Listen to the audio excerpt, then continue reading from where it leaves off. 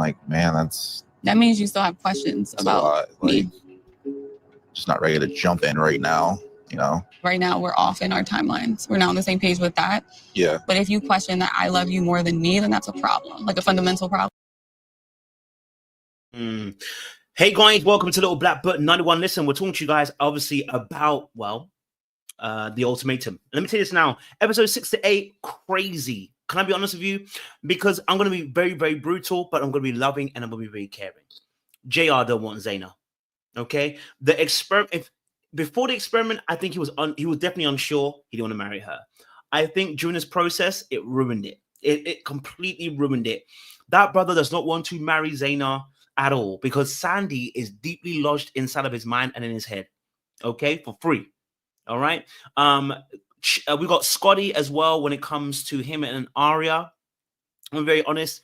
I can see where Scotty is coming from and some of the issues that he has with Arya, but the way that he addresses things, as someone said to me, the art of addressal is so important. And I feel like Scotty misses that opportunity. Also, Sandy, did she play Nick? I mean, she didn't want to tell him that she kissed a second time after she told him the first time that she kissed JR until after they had married. So she wanted to secure him before she told the truth. Like I said, I don't think Nick or Sandy are correct people for the relationship. I think they're both got their own problems that they bring to the table, you know, whichever way you look at it, right? So I think there's some major things that need to be discussed in that aspect too. And then Caleb and Mariah, who you'd think they would have the less issues, but actually Caleb still doesn't fully understand. I mean, he's kind of getting there, why he didn't want to marry her. It wasn't very clear. He didn't make it as clear as he needed to be. And then Mariah obviously sparring a little bit because she felt like Arya was far too close to her man Caleb. Totally understandable, right? But she also has issues when it comes to being so close to Caleb and his connection with Arya. So we're gonna break down the next few episodes. Of course, I can't go through all the clips. I want to make the limited time to do so, but I will go through my notes as to what I believe each couple is going through. So we're going to start off first and foremost with obviously JR and Sandy. There were some interesting things that were happening, right? Because with JR and Sandy, even their last kind of conversations that they were having at the dinner was quite intriguing in episode, I believe it was 7, where they discussed. It's okay to be. Before I do, I've been trying so hard to. Where they discussed a little bit about what they had been through, right? And he had a conversation about almost like how he still kind of misses her. And I was like, yeah, bro, you know what? That relationship ruined. Okay, all right, your relationship with your girl ruined. Let's have a look. I want to put a little sound on. They did connect in a lot of ways, and we opened up to each other in a lot of ways. And I think that's why everybody got so upset, because they could tell that, oh, we're a little bit more like flirtatious, and there was some sort Deeper of more connection. romantic connection, not just strictly a friendship. And the thing is, Nick knows. All right, so what we saw from episode 6 to episode 8, okay, in relationship with JR and with JR and Sandy, what we really saw is two people actually who really connected.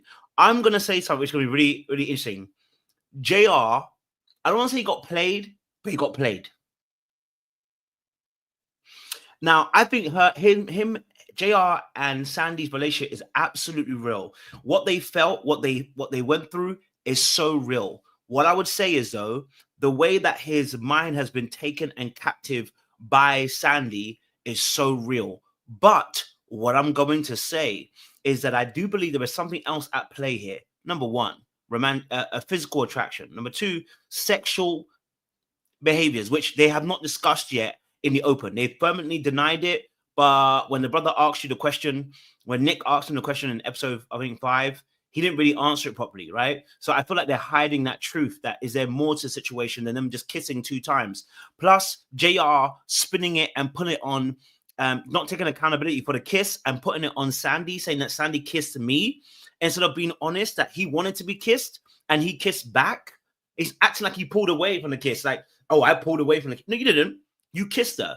And that tells me that lack of accountability from JR, that he will lie, just like Sandy will lie. Because Sandy lied too, right? Both JR and Sandy lied to their prospective partners. They both did. right? And and again, I'm not calling them the villain. I'm just saying that they both lied. JR didn't want to tell the full truth to Zaina. Okay, waited for Nick to expose it. Then it got exposed to her. Then we also had Sandy obviously lied to Nick and didn't tell Nick about the kiss situation, a second kiss, until Zaina came and told him about the second kiss. So these two are both liars. Now, what I would say is though, JR meeting Sandy was very intriguing, and because there were some intriguing things on this situation, right? Let's have a look at this. That's why he's really upset. He knows that there's a genuine connection there. I know that we both feel the same way, but like an engagement's a big deal. It's for a lifetime. For you, the next marriage is like, that's it. Yeah, that's it. No, divorce is not an option. Yeah, so it's just a big decision. Yeah. You have to trust your gut. Now, one thing I would say about JR and Sandy is there is a difference between between Sandy and Zaina. Straight up. There is a massive difference between Sandy and Zaina. And here it is. Nothing to do with the fact that she's white. Trust me, it's not nothing to do with that. Okay? It is the way that Sandy looks to see what JR is all about. Okay? JR's biggest wound is that being a child of how many? 7, a middle child, and parents were also financially unstable, moving from place to place, being homeless, is that he was never seen. Now, he may never say the words out loud because, the language is often reserved for women oftentimes. We hear Arya saying it, but he wanted to be seen. One of the things that Sandy does very, very well is that she sees him. In fact, if you go back to episode 6, I believe, right? One of the big things that you're going to see about their situation is that she mentions about putting everybody else's priority above her own. And that is when I clocked it and I said, oh my gosh. I get it now.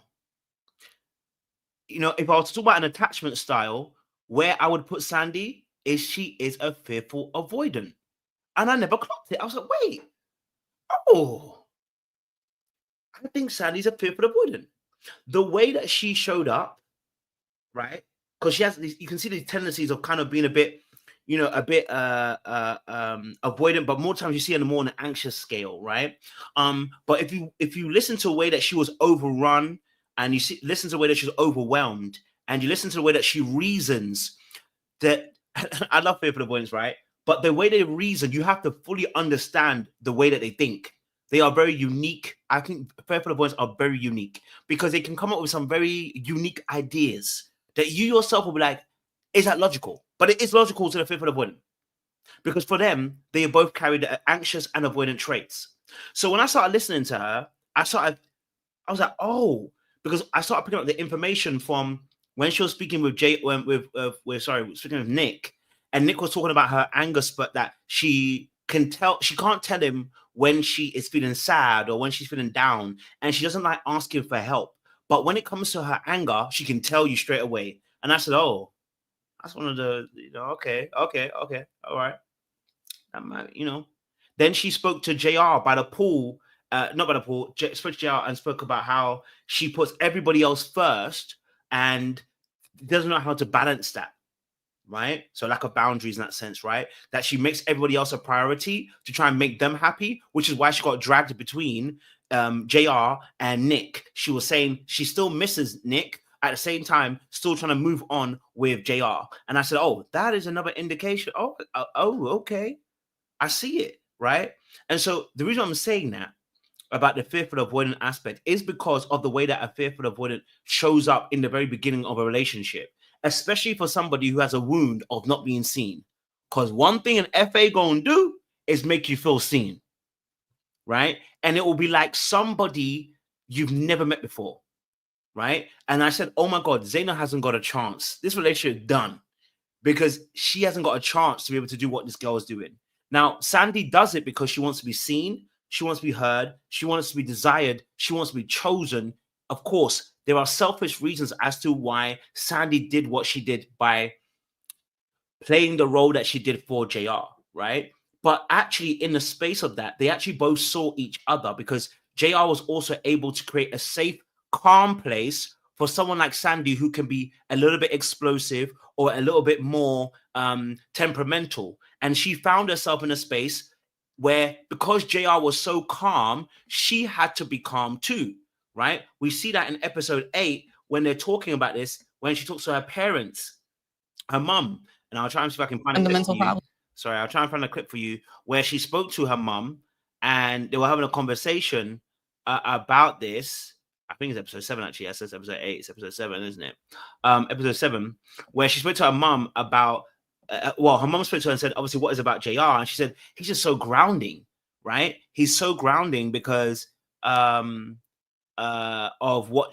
of the way he is. He's so calm. He's so together. And it made her feel very grounded because he was grounded.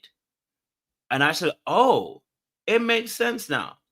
You know, it makes sense as to why you felt the way you did for JR, because unlike Nick enables the instability that Sandy already carries. Sandy's already carrying the overwhelming emotions that are going left and right. And this is not me defending Sandy, by the way. I still think Sandy's a little bit of a villain. And because that's a natural trait. She wanted to be desired. She wanted to be wanted. She played a little bit of a game, right? She got who she wanted to get. But in all fairness, the aspect of this thing is also that she wanted somebody who's going to ground her. And Nick doesn't do that.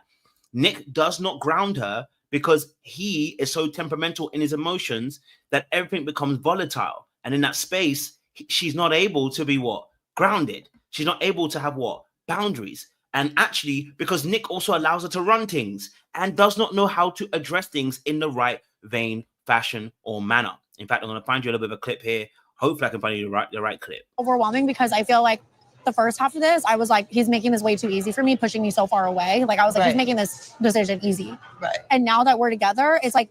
Hold on, let me go back. My heart. I'm also I want to see if I fully can find a clip about. Then match. How was it with JR? With JR, like we're both so grounded. It was just nice being with someone who was like able to like ground me and calm me down. And he was like, just. And that's essentially what it is, right? That is what JR offered her in that space. JR offered her in that moment and in that space someone who could ground her, calm her, and she wouldn't be her manic self, which is not so decisive. I think the reason why Nick was saying what he was saying, it wasn't a lie. What he was getting from Sandy was a back and forth and an up and down and a come here and a go there, a very hot and cold type of behavior, which is what dragged Nick to a place of emotional turmoil. The reality of the situation is Nick allowed himself to be pushed and pulled by Sandy's behavior. And I know this. I know how hard it can be to get to a place where you're in that space where you are concrete and you are resolute and you're solid in your emotional safety. And because Nick is not emotionally safe within himself, he gets dragged and pulled by Sandy's hot and cold behaviors. But we see with JR, because he's reserved and turned off, it is because of his dismissiveness, right? It seems like he's very calm and very cool. He is for now. Wait till you get into a relationship with him. He's going to show you shiggy, okay? But for now, as his representative, he's always going to be calm, going to always be collected. You can't pull him out of his position. And so what you're going to see is that Sandy's going to calm down and also be attracted to what we'll bring to the table. Now, overall, what I felt like this was, when I saw JR and Zaina talking, I can't lie to you, there was a lack of moments. I felt like JR has moved on and has not fully accepted that he's moved on. Their facial expressions that he be giving be telling me something different. I didn't know who I was and who I would become. I feel like as I got older, I'm starting to embrace who I am and not caring what people think. You know what? I am attractive. Now I'm tall, I'm black. Mm-hmm. I'm going to embrace that. That's really, really, really beautiful. All right. So obviously with JR and obviously a good sis here as well, right? I really do believe that that what we're seeing with them is that JR makes a comment about how he feels that Zaina likes him more, potentially loves him more than he loves her. I think, you know, I'm not going to tell Zaina to quit the relationship after that comment, but I think that comment is a nail in the coffin. Okay, I think that comment is a nail in the coffin to let her know that he is not in that space no more. JR has moved on. Because of the Sandy relationship too, that relationship aspect has forced him to consider things with him and Zaina that Zaina doesn't, Zaina got to a place for him where she does not actually inquire the same way that Sandy did. Did you notice that at the beginning of this particular clip, She actually asks him and says, I want to know about your childhood. What were you doing before?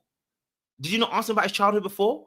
Why is it that it took you've been in a relationship for how long? 3 years, and you haven't really been asking about his childhood? And if you notice how quickly the conversation changed from childhood to being, do you love me? What makes you love me? And I said, I'm not saying that Zayn is selfish. That's not what I'm saying. I'm saying that it oftentimes gets to a place where the conversation shifts very, very quickly for JR. And I don't think he feels that love and that appreciation that he needs to feel that Sandy would have done.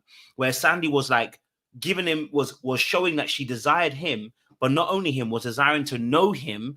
And that's why it felt so comfortable and safe for him to explore and share his thoughts and feelings. That stuff that he hasn't shared with Zaina. His facial expressions were telling me that I was a bit scared. I was like, I don't think this man loves this woman anymore like that, you know? Like I feel like he's acting right now, you know? Life is short. You gotta let people know you love them. Mm-hmm. When did you realize you were in love with me? See, I don't know. I just felt like I didn't like the question. You know what I mean? Like it was just literally just after he just said about, you know, his childhood, but maybe it's because it got edited, so that's probably why. I just felt like, you know what, it didn't really allow for time to follow up question about himself. And yeah, I don't think he likes Zaina, and I can see why. Because that's not what he needs. Like Zaina is evidence that she's a beautiful woman and you can get a beautiful woman, but it's not evidence of being loved. Zaina is not a bad person. She's not a bad partner. It is just somebody who he does not like that. He love her, he don't like her. And the reason being is because he doesn't feel that she treasures him the way that he needs to be treasured. Okay, all right. And so what he got from Sandy was somebody who genuinely wanted to know about him and know more about him. And that is a different feeling. To know that someone actually wants to know more about you is a very unique feeling. Okay, it's a very unique feeling. And in that space, I understand why he may have felt like he wasn't getting up on Zaina. I'm not saying Zaina didn't do things for him. We saw how she prepared a birthday party, a little birthday gift, a thoughtful gift, and did it an early birthday situation. It's not that she's not thoughtful, but I realized that in the midst of maybe the conversation that maybe she doesn't ask about him. He doesn't ask about her. She doesn't ask about him. Also, physical touch is a big thing as well. So that was another thing, right? But the one thing I did know is that JR don't want Zaina like that. He gonna have to let her go. Okay? All right, he gonna have to let her go because that is not your person. From what we can see, it is not your person. Someone else is meant to be that person. Okay. All right. So Scotty and Arya situation. Okay, Scotty and Arya. Now, man, Scotty and Arya. Whew, what can I say about these two? Oh man, Scotty and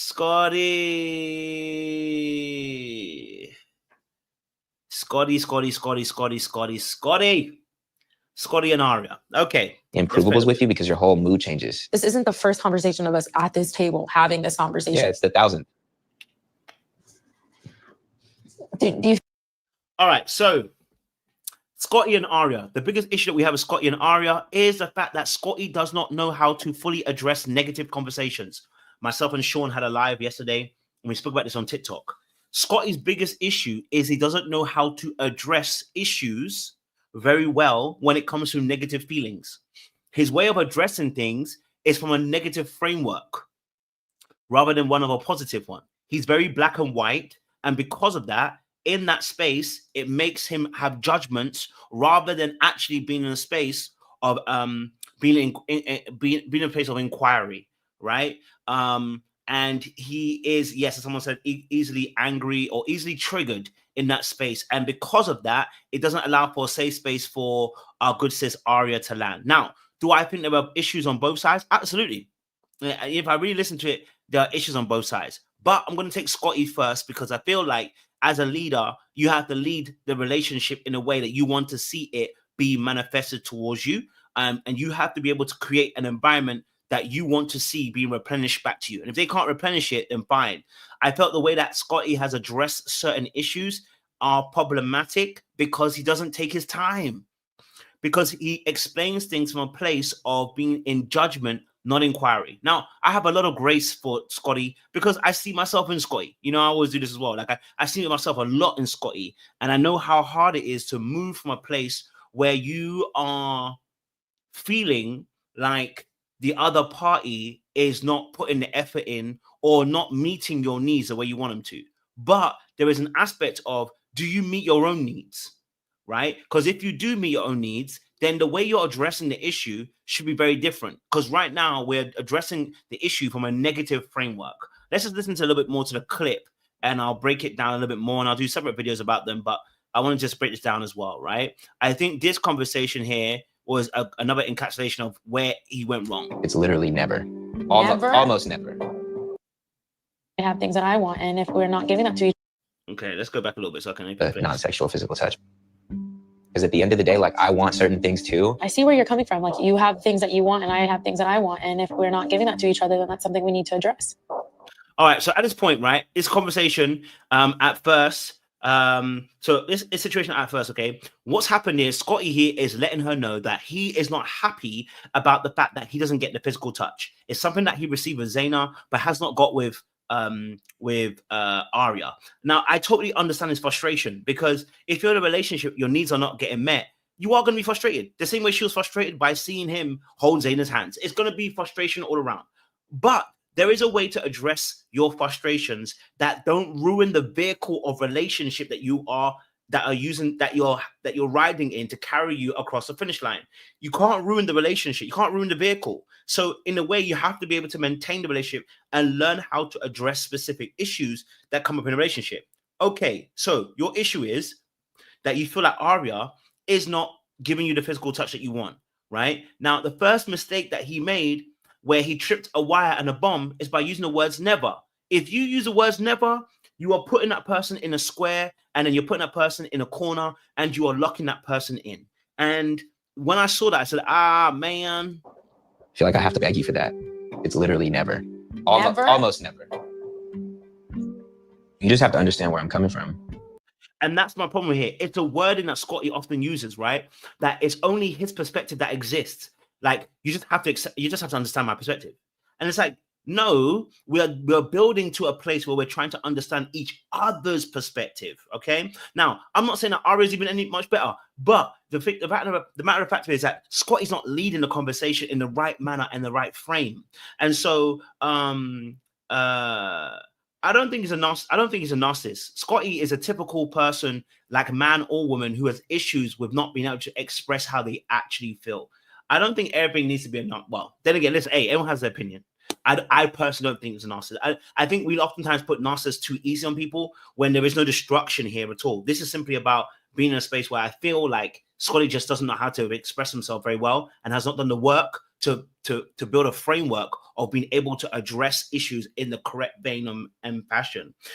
I think what we're seeing with Scotty here is what I see with a lot of people, and this happens in couples all the time. If I tell you about some of the couples that I've actually worked with, he's doing the typical example where you go to a negative framework of addressing how you feel. That is not going to work. No one likes to take criticism and feedback in such a negative format. It doesn't work for people. It's like going to work and getting your appraisal and them telling you all these bad things and then expecting you just to suddenly change. You're going to need to give some level of a positive feedback. And what I've noticed over the last 3 episodes, specifically 6 to 8, what I found with Scotty is he did give a little bit of good feedback. Even in this episode he did, but the overwhelming feedback seems to be so negative. And it's like, I get that you have issues you want to change. Nothing wrong with that. It's the way you address it. And that's so critical, as well. It's so critical in that space, right? So now we're going to see what happens. I know I'm not doing enough of it. I'm not saying that I'm not. I know that that's something I actively have to think about. That is. Now pause. She actually conceded ground by saying, I'm not doing enough right now. I'm saying to you that I know I'm not doing enough. At this point, he should have been building a bridge. But what he heard was about impact versus intention. And this happens to a lot of people, especially with insecure attachment. You are prone to doing this, right? Where you start feeling yourself going to a place of negativity. And actually what ends up happening is you start, instead of building bridges, you're burning them. So at this point where she said, hey, I know I'm not doing enough, and I know I'm not doing the right things right now in terms of physical touch, this could be the moment to build a bridge. To build a bridge, what I mean by that is, hey, look, I appreciate you conceding that point. I appreciate you seeing my side of things. Okay. And then at that point, what he could have done is then be like, you know what? Can I be honest with you? How can we move forward with this? What would help you be able to do more physical touch more? What do we need to do together to bring you to a place where you can do more physical touch? That is what would have been building a bridge. But the problem is, when you are insecure, what tends to happen is you only can see your pain. And whilst you are right about your pain, you are inadvertently missing the other side of the story and not being nuanced or balanced. Okay? Is something that I feel like is hard for me to share improvables with you because your whole mood changes. This isn't the first conversation of us at this table having this conversation. Yeah, it's the 1,000th. Do you feel like that comment was productive? I'm tired of you. So at that point, right, when he said, obviously, he said, obviously, like, it's 1,000th comment, right? At that point, he doesn't realize, again, he's contributing, okay? It's contributing towards the downfall of this conversation, okay? It's contributing towards the downfall of this conversation. And what Scotty needs to realize is, at that point, you're missing an opportunity to build a bridge to get what you actually want. Because to get what you actually want, you're going to need to work together. Now, a lot of people don't realize that, because what they have practiced in their households is passive aggressive communication to get what they want. And that's why I realized the same thing with Sandy as well, like, and JR and Zaina. A lot of these people are speaking from a place of being insecure. So a lot of the conversation ends up becoming very much one-sided, and it's not very balanced or very nuanced. It doesn't invite the other person to be able to have a conversation. And so I saw that, I was like, ugh. Are you getting emotional because I'm giving you constructive feedback? It's not that. It's just like, bro, you will literally say never, but I've held your hand. I'm touching your back. I'm acting. And that there becomes a point. If you say someone never does it, now you're stuck. This is why we say don't say never. And people do, at that point, right? And at that point, the reality of the situation is that whenever you say never, it boxes people in to go, well, I have actually done it before. So we don't say never, and we don't say always, okay? And we don't say ever. Those three words don't need to be said. Never, ever, and always don't need to be said. Just say, listen, it's the amount of physical touches that we've had is not enough for me. I would like more of those physical touches. But what can I do to help foster an environment that would make you more comfortable doing that? And that allows for that space allows more space for a communion of ideas to come together. But again, this is a learned skill that you need to learn, that you often get from your childhood, right? You often get this from your childhood, but many people don't learn this. And actually, so in relationships, what tend to do is passive aggressive behaviors, in that space, so that's that issue there as well. Actively thinking about these things because it doesn't naturally come to me. It is ridiculous that we're having this debate right now. Yeah, I know. I am embarrassed. I think your issue is you don't like to hear about yourself in any kind of negative way. No, I can. Boom. Now, he may be very true about what he said, right? She doesn't like to hear negative things about herself. But what he don't realize is the apple is not falling far from the tree, okay? The apple is not falling far from the tree. Because in reality, she don't like hearing it. You're right. Never do you. You don't like it either. Okay? When you the last episode, when you guys were sitting down in the park, you said you are tired of hearing about the Caleb experience. My friend, that is you not wanting, and you're not realizing that actually in that space, I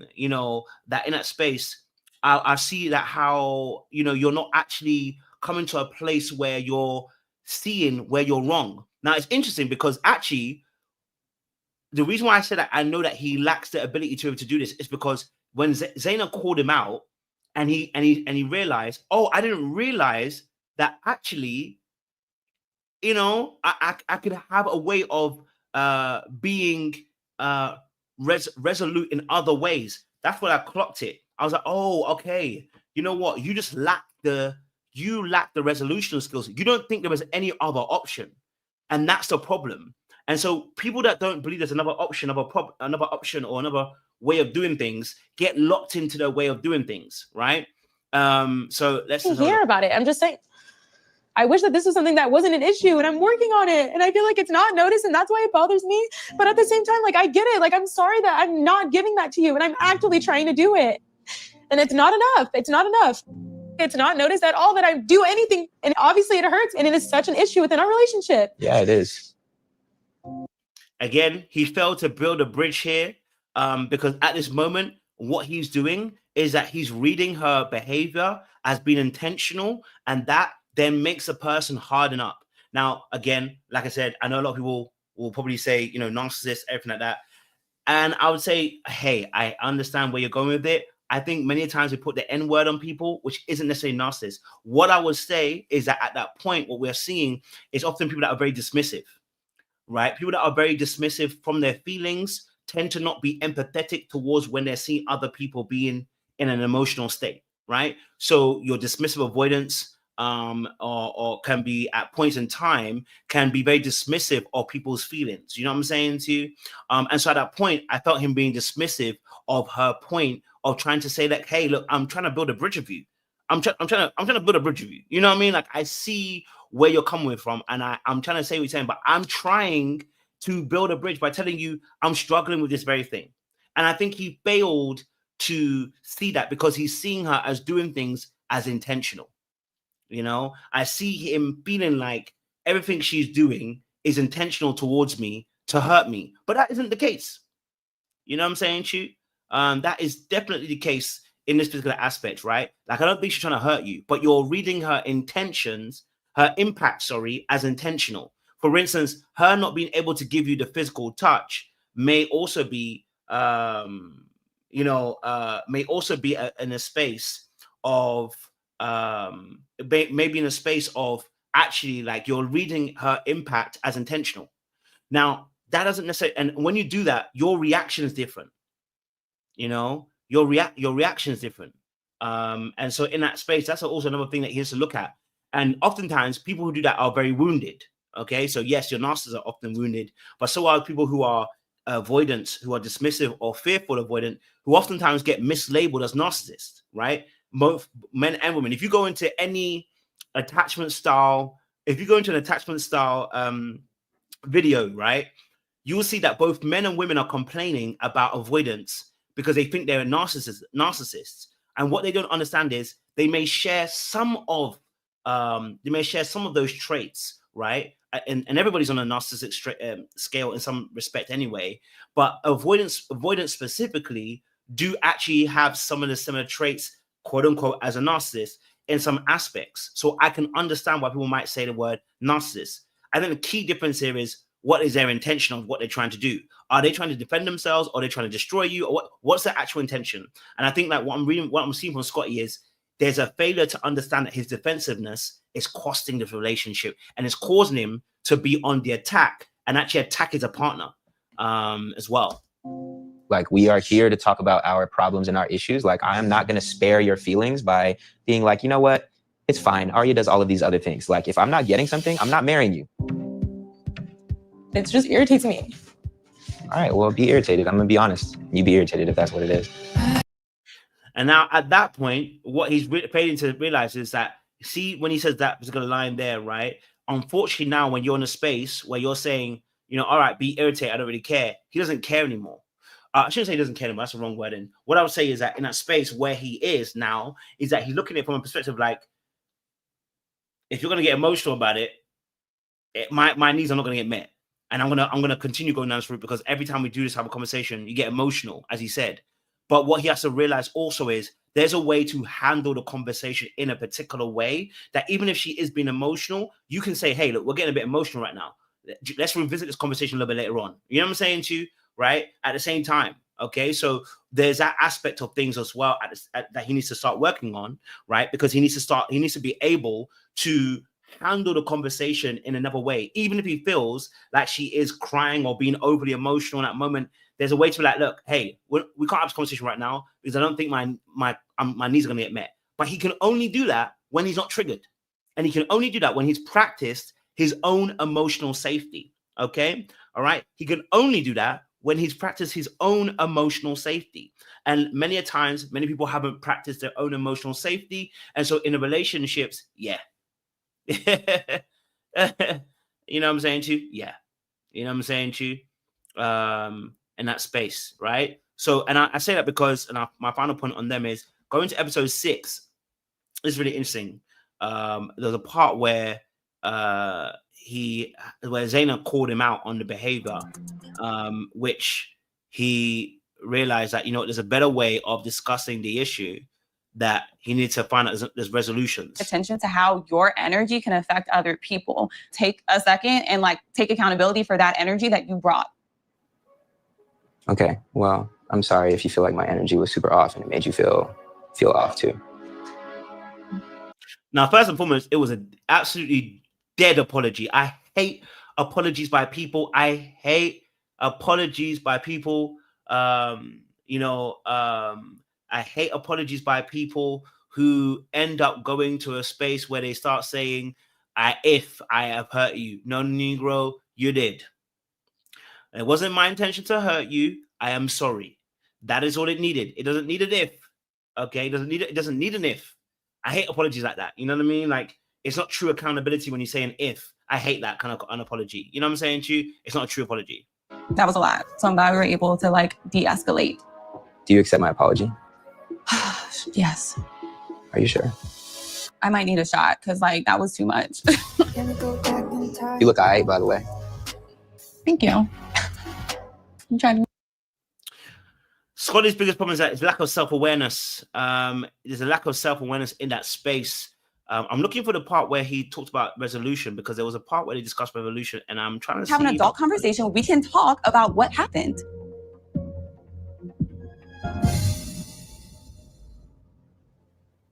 You're telling me you haven't talked to JR at all? It's not a part. I want to find a part. There was a part where he actually, and I wish I could have found a clip for you guys. He actually said, I didn't realize I could do resolutions. I didn't realize. And that's something I also really resonate with. I understand, until you realize you do the work where you realize there are actual ways of communicating that doesn't lose you the battle. You know what I mean? It's not about losing the battle or winning the battle, but in a sense of being in a space where you can actually foster understanding. And that, is also really important as well, right? I think that is a very critical thing about the way that we handle things, right? I know Richard Therapist said that Scott is exhausting and emotionally abusive. He has a fearful avoidant, but that's simply covert narcissism to no matter how much you go around it. I mean, listen, I guess maybe that's just not the way I see it. I don't think he's ready for marriage, but it's not the way I see it. I don't see him as a covert narcissist.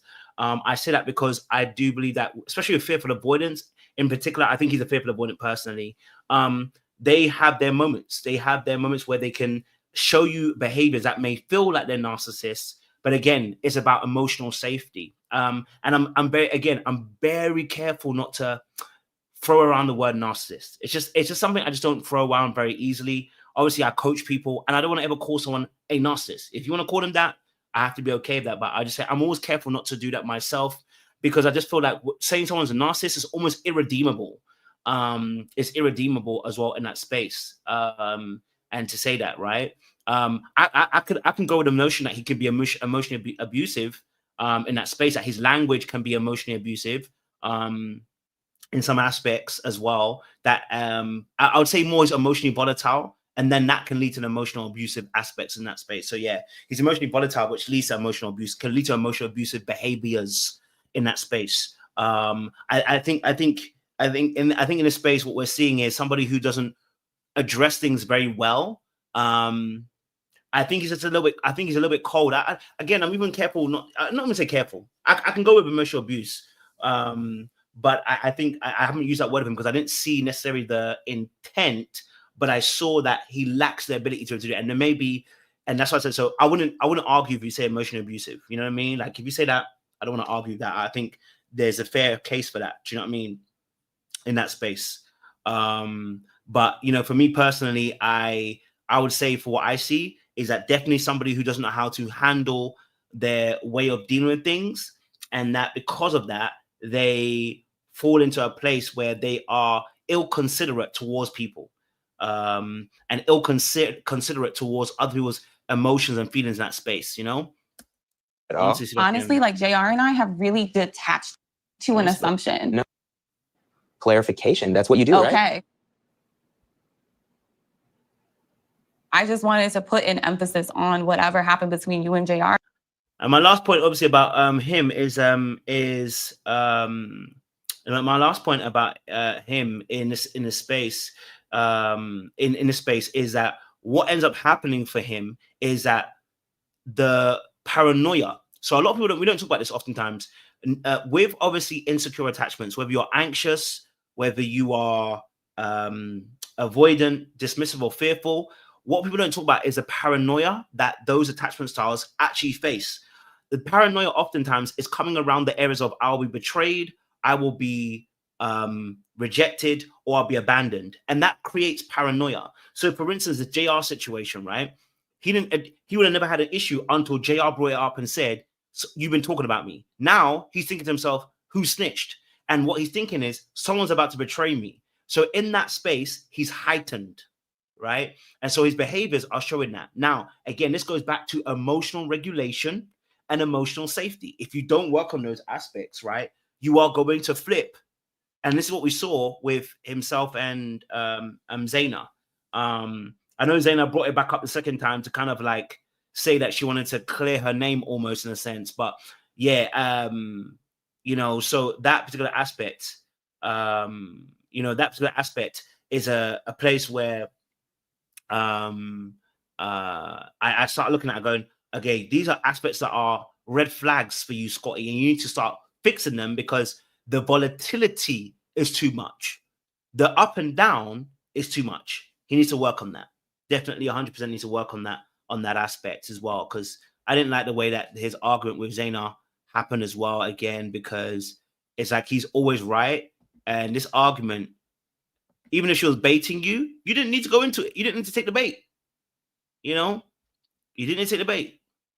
I get why you felt some way, but he didn't need to take Trying to say that you definitely... Hold on.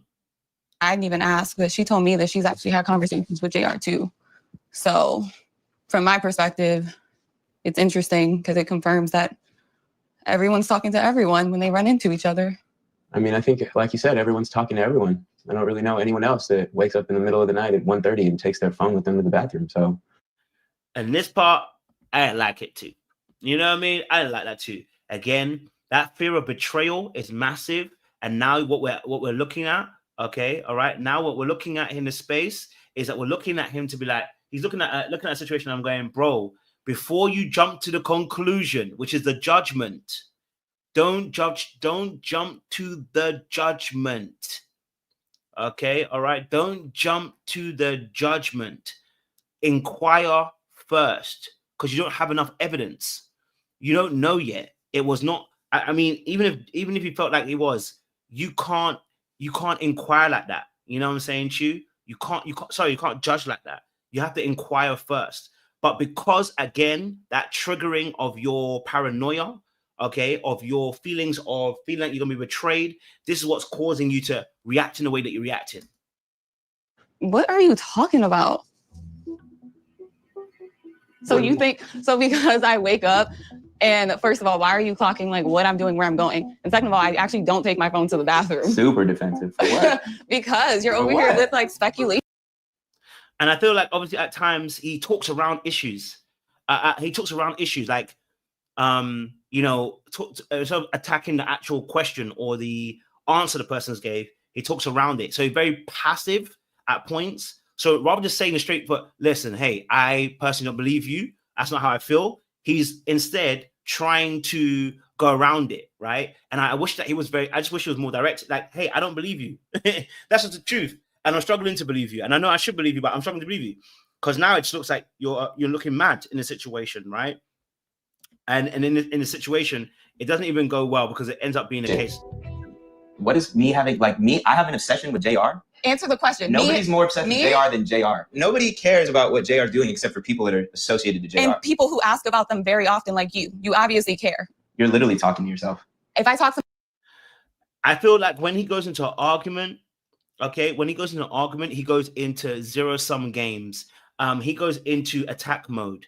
And that tells me all I need to know, man. I'm like, if you, like, for instance, when you said you're literally talking to yourself, it's like, he did the exact same thing with Arya, where the argument goes away from the actual argument and it goes to a place of attack. That, for me, that's where we can talk about emotional abuse. If you want to talk about that, right? That's where the emotional abuse kicks in, because at the point when you're angry, and of course, people say things when they're angry. Let's be honest. People do say some really dumb things when they're angry. Like men and women say some mad things. and some mad things in situation, right? But you have to be, in your anger, you gotta be very careful, man. Do you know what I'm saying to you?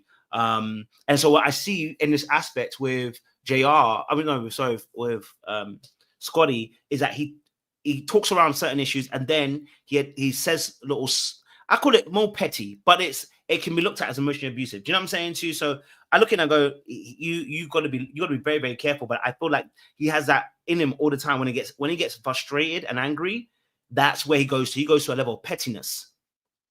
I don't think it's cute, personally. He goes to very smart and he tries to be very smart and very sarcastic. And again, those things can be considered parts of emotional abuse. So I have to be very, very careful of that, you know what I mean, where you're going to. And, it's something that can be fixed, but you need to start working on your emotional safety and how you feel safe dealing with difficult emotions as well, as well in that space. So yeah, I'm always careful. Like, he has to be very careful of that. Now, last one quickly, just talk about obviously Caleb and Arya. I know I'll do a long live later on, but hey hey, they had my boy Nick crashing out. They had my boy crashing out, brother. Yeah. They had Nick crashing out. Oh, go. This is why I can never do a show like this. This part here is what is a finisher right here. What are you doing? Looking at pictures of Puffin. Looking at what? Pictures of Puffin? Yeah. Oh, honey. Oh. He knows that she ain't looking at no pictures of You Puffin. crying about Puffin or something else? Yeah, she kind of an ex-man. At that point,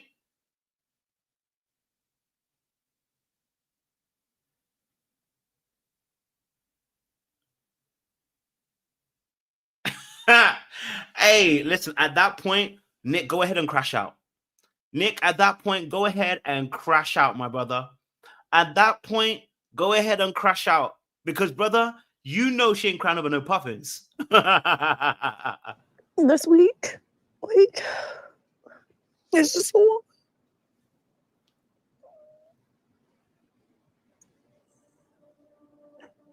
Hold on. It's okay to be not okay, baby. I've been trying so hard to keep it all together. Yeah. Sis is thinking about JR. She is here thinking of JR. I'm sure she's probably looking at pictures of her and JR. You weren't looking at your damn Puffins on your damn phone. You was going through your phone looking at memories, bruv. Okay? It didn't feel like you were looking at Puffins. And if the Puffins you were looking at, it's because it reminds you of JR. Okay, he looked like a little Puffin himself. Okay, maybe that's why. Okay, I was like, damn, old boy is getting deaded. Okay, deaded. All right, okay, deaded. I thought to myself, yeah, you know what? At this point, go ahead and crash out, boy. Now, the part that killed me the most. Listen, this is embarrassing. I'm going to be honest with you. This is embarrassing. Very embarrassing. This part here with Nick is embarrassing. Watch this, guys. Oh, sorry. Unravels. Okay, but I think that we all made the most of it. Like, we did it. In a way, we're all tied together. You know what I mean? We're bonded for life. Yes. Should we get matching tattoos? Didn't you get a tattoo during this? Well, I don't really want to talk about Oh, wait, tell them about your tattoo, babe. What happened? Wait, tell them, actually. I want to sit on you. Yeah. Now, he went and got a tattoo. And the same tattoo, same words, is on JR's body too. You can't make it up. You can't make it up. Brother, you can't, It's pretty difficult to put into words how disgusted I am, how depressed I am. You can't make it up. Because how you getting the same tattoo as a man that you don't like? How? And Nick has matching tattoos. You guys do? The Fortis, yeah. Where? Oh my God, no shit. What? Yeah. They have the same tattoo. Y'all are bonding for life. Sandy said, I knew I chose JR for a reason. I saw your arms and I was like, oh shit. You got it here? Yeah, Katie, tell them the story. Now, was it a mistake or is Nick crazy? Was it a mistake or is Nick crazy? I'll let you decide. Because that for me, woo, baby. Woo, baby. Woo, baby. That was crazy. Oh, me and Jared, we went to the jacuzzi after, and Oh, so this wasn't in the same date. what? This is news to me. So not only did you kiss and you told me about it, but you kissed after you told me about it. Okay, you're not understanding what I'm saying. I had told you about the first kiss. Oh, that so him and this I- was the second kiss. Yes. So you kissed him the second time. I guess. Okay, I need a minute. Okay, let me just talk to you, baby, please. At this point, I also knew this is a big problem. Now, listen, Nick crashing out what we saw was awful. And I cannot defend Nick for the behaviors that he did. I understand it, but I can't defend it, right? It's undefendable, okay? Because you go into the house, you could have got killed, Nick. Like you don't play them games, bro, right? And your emotional regulation is a huge problem for Nick. He needs to work on that aspect. I've been there. Like I said, I've been at 18. I've been there, man. But, if you don't work on it, you end up making these behaviors that are based out of fear. And those fears are playing a role in the way that we deal with relationships. Now, in this space, which is very important, okay, I understand why he felt the way he felt. My brother, I get it, okay? Because when someone tells you one thing, but they don't tell you the full truth, it's like, how much more would I know? I get it. Look, I was so mad at you and so caught up in the moment, and I actually was like, I don't fucking care. Cool. Glad to know this is what you do when you're mad at me. We weren't together. We were broken up, and I was in a trial marriage with him. Now, here's the thing. Look, Nick has got major issues. Sandy's just clever enough to take advantage of the gray area. Okay? Technically, she ain't cheating. Okay? Sandy's just clever enough to take advantage of the gray area. Now, it's not cheating, but it's still bad behavior. It is what it is. You know what I'm saying to you? She ain't cheated. So in the future, she'll be always able to say, I never cheated. Because we weren't together. We were broken up. Okay? But as we can tell by the way she's explaining it, yeah, you gotta take a little accountability. You didn't tell me the truth. Okay? If you were single and you did nothing wrong, why didn't you tell me? Okay? Now, she didn't tell him because, again, number one, maybe his reaction. But number two, whose reaction is going to be sensible when you tell them that you kissed somebody twice after saying the first time, but not telling them the second time? No one's about to be calm. And so I understand again once more why she probably didn't want to tell him, but I understand why he felt some type of way. I mean, you sitting on that bed, that couch right there, you don't even want to look at her. Okay? Babe? Please don't touch me. Okay. You shouldn't touch me. No, I get it. Be interesting to see what I do when I'm upset with you. Okay. Now, we don't need to be doing that, Nick. Okay? We don't need to do that when you're upset as well. You don't need to do that. Okay? All right? You don't need to do that as well. All right? You don't need to do the whole, when I'm upset as well, brother. Trust me, you don't need to. At what I point? was gonna tell After you. I asked you to marry me? I was going to tell you When? after film. Wait, You hold like on. to This talk part's about killing me. You've lied to me this entire time. There is no part of me that wasn't going to tell you this. There is. When? At what I point? was going to tell After you. I asked you to marry me? I was going to tell you When? after filming. After we got engaged? Yeah, at that point, Sandy, yeah, call it what you want to call it. Yeah, call it what you want to call it. Sandy doesn't want to be there. Okay? Sandy doesn't want to be in this house anymore. The girl told us before she came back, she didn't want to come back and be in the same house as Nick. She told us this. She didn't want to come back and be in the same house. But because, again, Sandy, that fearful avoidant aspect where they can be hot one minute, cold the next, that particular behavior up and down is why I said that JR really balanced her, because she would have had less of these behaviors with JR simply because that JR is more balanced in his emotional regulation. She can't do all of that up and down. He's not gonna go up and down with you. Nick is about to do up and down with you. Okay, all right. Nick's about to go out this house. He's about to lose it, come back, and then the next day he's gonna be apologizing. The next day he's gonna be apologizing. All right. Let's have a look at this. let's have a look at this. I wanted to show you the clip because I mean, I started looking at it like, damn, brother, she got you in a bind. Around for, that's so toxic and so unhealthy to put somebody that you love so much through. That's not a healthy, respectful, secure place to be in a relationship. The things that frustrate you about me are valid. So the next morning, we got put into the next morning, the conversation flipped. Yeah, the conversation flipped. It's no longer about what you did. The conversation is now about the conversation now not about her lying. It's now about your bad behavior again. We're back to you again. Just to let you know. Okay, we're back to you, Nick, and what you did, because she doesn't take accountability for what she does. Okay, she doesn't think she did anything wrong. So, you know, let me push her so far away and then like beg her to stay. Like, I don't think that you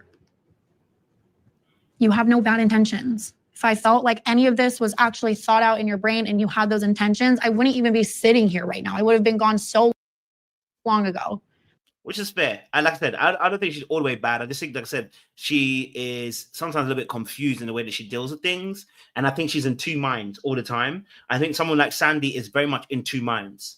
And I think that some of her behaviors can be a little bit, you know, playerish, you know what I mean? But I don't think she's necessarily trying to hurt him. I think the problem is that she has two minds in this situation. And actually and truly, she needs some time for herself to actually figure out what she really, really wants. And I think he needs some time as well to figure out if this is what he really would want to pursue, because you're seeing a lot of behaviors that are not in alignment with what you actually want from a partner. So I would say take your time with it, bro. You know what I'm saying to you? Don't just jump into it. Take your time with it, right? And see before you say yes, you know, take your time and see where it go, you know? But yeah, I saw that and I was like, oh boy, you know? But quickly, Caleb and Mariah, real quick. My time is gone, so I don't want to go more than an hour in this thing. So Yeah. you know, that's a good. Hey, another round. That's a very good question. Why is it that she fears being alone? Well, she would have to deal with herself. She would have to be real with herself. She would have to address some of the issues that she actually brings to the table. You know what I'm saying, Drew? Nick too. If Nick is not going to be alone, all right, he was alone and still came to the same conclusion. Why? Because I don't think he's actually comfortable with being alone. I don't think he's comfortable looking at himself and actually addressing himself, as Mariah said to him. You know what I'm saying, Drew? He hasn't fully addressed himself. Okay. Now, Mariah and Caleb, man. I think you and I have, it's not been an easy experience. Hold on, let me go back slightly. Feels like she's now identified what quality she wants in a husband. And that's the premise of this experience. I get that. But just sitting there hearing that, I was definitely insecure. Could this potentially be more than friendship of what it has? Okay, so Mariah and obviously, Mariah and obviously Caleb, right? I think the issue that we have here is they're both triggering each other. I think what you see with Mariah and what you see with Caleb is two people that are triggered. And they trigger each other because she's a very anxious person. He seems to be a bit more dismissive.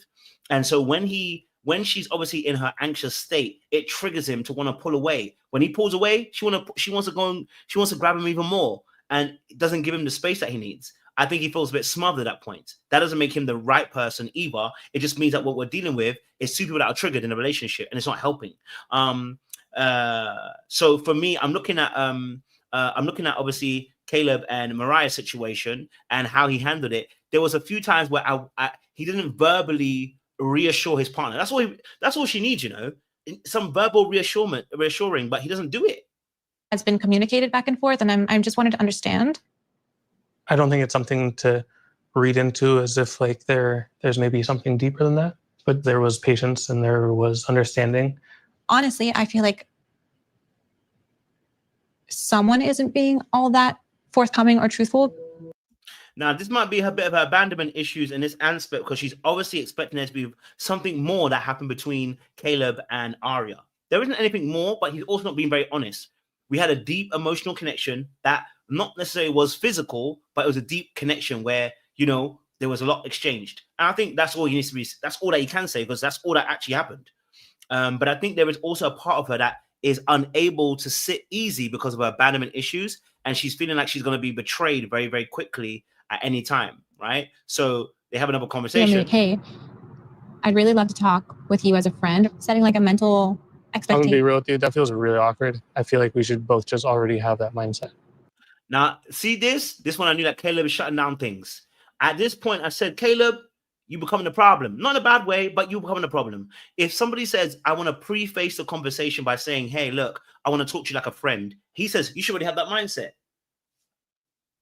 Well, clearly we don't have it. That's what I'm telling you. That's what I'm telling you. Let's do it. And it's like, he feels awkward, so he's not going to do it. And that immediately, instead of him just, again, this could have been a place of negotiation. You know? Okay? This is the thing that she can do with negotiation. All right? What she could end up doing, what he could end up doing is actually really just saying, hey, look, can I be honest with you? Here's my thought process. My thought process is, look, I don't particularly need to state the conversation as a friend, but if that will help you, that's fine. I want to have a mindset already that when I go into conversation, that's the position I'm going to take. So for us to work together, if you state it, that's fine. I will hear it. I want to make sure that I'm already in that mindset. That's cool. We've negotiated and we go past. Why are we fighting her about that? Feels awkward. And that told me what I need to know, that Caleb isn't always comfortable with doing things that seemingly he doesn't see a reason to, or he's emotional about, like, or it seems too emotional. I was like, bro, this is not a very difficult thing. I'm not saying that he's necessarily the worst person. It's just like, you didn't need to say that. Do struggle sometimes with taking things personally. I'm trying to figure out what could potentially work for us. What practice can we implement for us to be able to communicate and not find ourselves in this rut of like. Don't say we're in this rut. You know? No. I know you're really focused on growth and all that, but. So and now he's saying, don't speak on the rut, and it's like, you see, Caleb wants everything to be very light. Life is not light, but at the same time, I can also say that, you know, for I can also say for that I can also say that for Caleb, he feels that she's too heavy. This is a common case of the triggers of as anxious and avoidant kind of attachment styles, where you're seeing that triggering from each other. And it's very difficult in that space, right? Because what you're actually hearing is these two people are saying, this is too much for me, or this is too much for me, right? He wants it light, but she wants it heavy, or, you know what I mean? And both looking at the perspective differently, when in reality, we need to find a balance, okay? We need to find a balance in the situation, that's all. A big part of this whole thing was just like kind of having fun too, right? That was the thing, you're serious all the time. I'm not wanting to drown you, Caleb. Why are you getting short with me, knowing that this is the experience? Have you been like this the whole experience? Damn, Caleb. Damn, Caleb. Damn, Caleb. Damn, Caleb. Okay, at that point in time, Caleb. So he actually had a very good point. I also want to keep it light and fun. I want to have the fun in relationship. We need that. She's also right. We need to address certain issues. How can then we come together to make this work? That should be where Caleb should build a bridge with her, and she's trying to give that bridge. Build the bridge, Caleb. Build the bridge, Caleb. Build the bridge. But then he said, have you been this way the whole entire time? Caleb! Come on, Caleb! You're going to ruin your relationship this way, bro. Listen, build the bridge, bro. Build the bridge. Have I been like, what? Where it's just... This is my first time being back with you. Exactly. Let's appreciate our time together. There's no need for you to get frustrated with me. This whole conversation kind of sucks, to be honest. Just you. Damn. Caleb done ruined the conversation and broke it in a way that it didn't necessarily need to be. You know what I mean? And it's because, again, he struggles with being able to deal with things on an emotional level. A lot of these couples struggle with emotional safety. I tell you every time. You just see it performed in different ways. Like, some people are shouting. Some people are being very quiet. Some people are slinking into the night. Either way, it's emotional safety that determines a lot of the behavior that people are exhibiting. You often will take it completely one way, which is just like you're always lacking in something. And then that's where the conversation stops. I feel like you shut down. And then I just feel like it is hard to get through to you. So what Caleb also needs to do, Okay. You know, what Kellum needs to also do right here in a space is, okay, what we need to start doing is saying, and I think he did do this though. He did do this. Fair play to him. He said, can we have these kind of conversations bi-weekly? Right? He suggested that. He made a very good suggestion. I can't lie to you. He made a very good suggestion. He said, can we do this bi-weekly or can we do this monthly? Right? Which I thought was a very good, a fair response. Okay? I think that's a very fair response. If you want to do it bi-weekly or monthly, where we have very serious conversations where we're going to talk about the improvements or developments of the relationship, fine. You know, I get that. We can negotiate. Maybe she can say every week. Okay? All right? And that's the issue right there, another round. He's not able to be emotionally uncomfortable. He can't sit with negative feelings. And because he can't sit with negative feelings, and I've been there, it's because you're not emotionally safe. Because you are thinking that being emotionally uncomfortable means that you are the problem and the only problem. And it doesn't mean that. It just simply means that the situation is uncomfortable. Right? Just makes the conversation uncomfortable. He just needs to learn how to sit in it a bit of both. Okay? All right? There's a silence I know well. Washing on. Okay. There's another clip I wanted to get, but I think I just missed it a little bit. So let me see if I can get episode 8 as well for you guys. Because I think he makes the comment then, and they seem to be in a better place. Like I said, they seem to be in a better place by the end. You know, some of the conversations that they had as well. So focus on our relationship and not my relationship to myself. Mm-hmm. This chapter in my life is actually me taking time for myself, understanding my worth. I'm on a similar journey, oddly enough, despite always thinking that I was stable in that and I had that self-love. But so, to be fair to him, he also came to a conclusion that he has work to do, and I have to appreciate that. You know, I have to appreciate that aspect that he came to where he said, I've got work to do as well, right? I think that's great. I think that was an amazing part too, because I know it's not easy to get to that place where you have to admit you've got work to do. So he actually did admit that there was work that he needed to do, and there's work that he needs to also work with himself to actually do better in coming and showing up in this relationship. And so for me, I think there's a good chance these people can make it through. They might need to spend some time alone. I think I know Jay was talking about this last night, myself and Jay and El Cid, and Jay actually suggested that maybe Mariah take some time alone. Well, actually, to be honest, in this case, she may be absolutely right. Maybe needing that, both of them need that time alone properly to really analyze what they bring to the table and what their issues are, because you know, I think there's some issues that are going on between the two of them in terms of the way that they show up in relationships and how they trigger the other party not feeling safe as well. It's a humbling feeling. it is really humbling. And that's like that cycle, right? It's like you work out, you see, oh, wow, these are the results, and that motivates you to keep working out. Versus right now, I'm just still in the very beginning stages of it. So what I'm dealing with now is like facing the ugliness. And that's what he needs to do earlier on. And that's going to be my last play for the day, right? He needs to work on the ugliness that he didn't want to face beforehand. And I think what he was facing with Mariah was that she would bring the ugliness and look like the villain, when in reality, they both needed to actually look at how they were actually performing in a relationship, anxious versus the avoidant aspect. You know, so yeah, it's intriguing, and we'll go a bit deeper again. I just want to do my quick first kind of breakdown. I'll do separate lives for, I think, dealing with certain issues within different couples as well over the next few days. But I'm gonna leave it there and say, listen, make sure you guys like, share, subscribe. You click on that bell button for notification of the uploads. We appreciate y'all. Stay locked, stay loaded. We'll see you again very soon. Much love. Ta-ra, ta-ra.